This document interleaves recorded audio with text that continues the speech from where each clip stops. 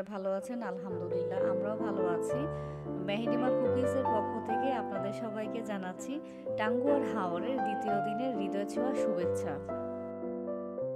নতুন দিনের প্রথম আলো যখন হাওরের নীল জলের বুকে নরম ছায়া ফেলে, ঠিক তখনই আমরা শুরু করছি আজকের বিশেষ ভ্রমণ বাংলার কাশ্মীর খ্যাত নীলাদ্রি লেকের পথে।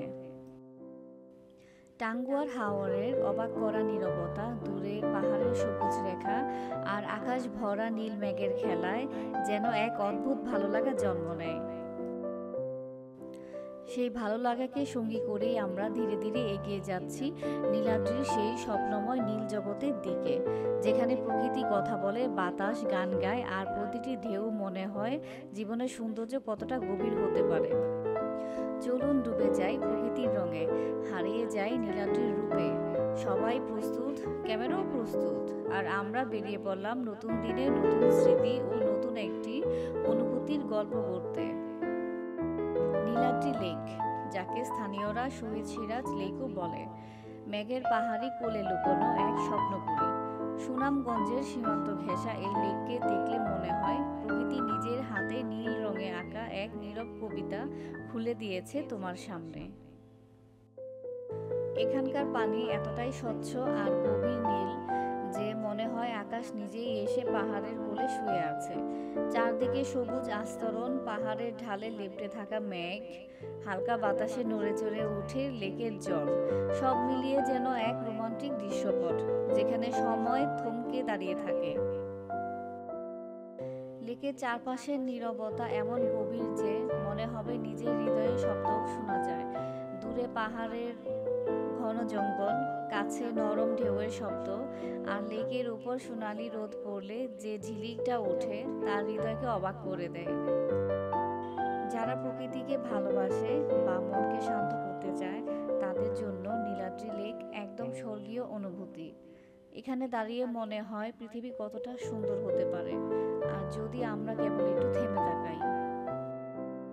মেঘ, পাহাড়, নীল পানি আর নীরবতার এই মিলনই নীলাদ্রি ও শহীদ সিরাজ লেককে বানিয়েছে সুনামগঞ্জের সবচেয়ে রোমান্টিক ও রহস্যময় লুকোনো রত্ন।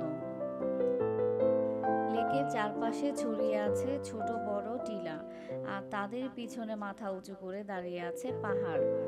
টিলার সরু রাস্তা দিয়ে হাঁটতে হাঁটতে লেকের নীল পানি কখনো ডান পাশ দিয়ে এবং কখনো বাম পাশ দিয়ে চোখে পড়ে। প্রতিটি কোণ থেকেই নতুন দৃশ্য, নতুন অনুভূতি। এখানে শান্তি এত গভীর মনে হয় যে বাতাসও ফিসফিস করে কথা বলে। বৃষ্টি নামছে নরমভাবে আর আমরা নৌকায় চেপেই এগোচ্ছি নীলাদ্রি লেকে। জলের উপরে পড়া ফোঁটা, পাহাড়ের কুয়াশা আর নরম বাতাস আমাদেরকে ঘিরে রেখেছে। প্রতিটি ঢেউ, প্রতিটি ছোঁয়া যেন আমাদের ভ্রমণকে আরো জীবন্ত করে তুলেছে। নীলাদ্রি লেকের কোলে পাহাড়ের পাদদেশে ছড়িয়ে থাকা বড় বড় পাথর যেন প্রকৃতি নিজের হাতে এক অপূর্ব সৌন্দর্য তৈরি করেছে। প্রতিটি পাথর, প্রতিটি ঢালানো ছায়া এমন এক জাদুকরী দৃশ্য তৈরি করেছে যা দেখে আমাদের মনে হয় আমরা যেন কাশ্মীরের কোনো পাহাড়ি উপত্যকায় চলে এসেছি। নীল জল, সবুজ পাহাড় আর পাথরের মিলনে মনে হয় আমরা অন্য কোনো এক জগতে ভেসে চলছি।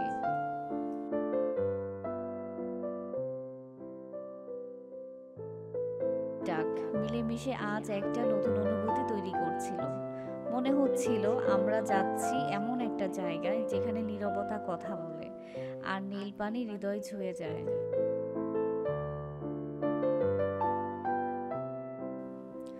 নীলাদ্রি লেকের নীল পানি, পাহাড়ের সবুজ, পাথরের জাদু আর বৃষ্টির কোমল ছোঁয়া সব মিলিয়ে আজকের যাত্রা হয়ে উঠেছে এক অপার্থিব স্মৃতি।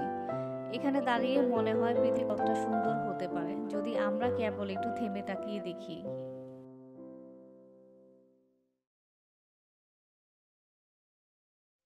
ধন্যবাদ সবাইকে আমাদের সঙ্গে থাকার জন্য। দেখা হবে পরবর্তী ভ্রমণে। এই ছিল আমাদের নীলাদ্রি লেকে ভ্রমণের গল্প। প্রকৃতির রূপ, নীরবতা, নীল পানির জাদু সব মিলিয়ে এটি সত্যিই এক স্বপ্নপুরী। পরবর্তী ভিডিওতে দেখা হবে আবারও রোমাঞ্চকর ভ্রমণে। সবাইকে ধন্যবাদ আমাদের সঙ্গে থাকার জন্য। মেহেরিমা কুকিজ ব্লগ থেকে আমি মনিরা সুলতানা। আমাদের ভিডিওটি যদি আপনাদের ভালো লেগে থাকে তবে অবশ্যই আমাদের চ্যানেলটিকে একটি সাবস্ক্রাইব করে দিবেন। সবাই ভালো থাকবেন। আল্লাহ হাফেজ।